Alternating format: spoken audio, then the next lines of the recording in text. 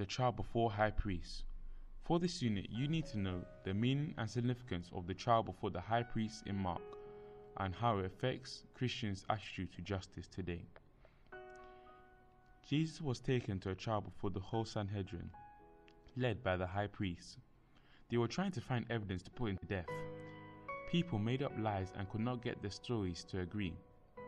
They told a lie that Jesus had said he would tear down the temple and build another one in 3 days, but even then they couldn't get their story straight. Jesus kept quiet and the high priest became frustrated. Eventually, the high priest asked Jesus if he was the Messiah, the Son of God.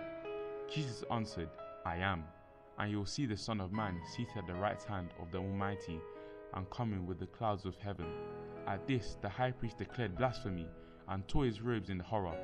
They all voted that Jesus should be put to death and began to spit on him and hit him. Some key points you need to know for this unit.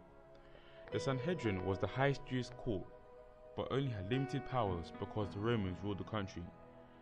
This was an illegal trial because it was held at night, at a festival time, the day before the Sabbath, and in the high priest's house. There were false witnesses and a lack of evidence. They had decided upon the sentence even before finding evidence.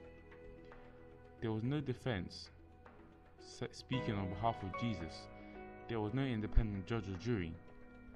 Jesus admitted to being the Messiah, the first time he has openly done so. Jesus kept a dignified silence for most of the trial. He knew that he could not change what was about to happen. The Council of British Churches, with the support of the Amnesty International, formed by the Action by Christians Against Torture, or ACAT, in 1984. The treatment of Jesus after his arrest has made Christians very aware of the horrors and injustice of torture.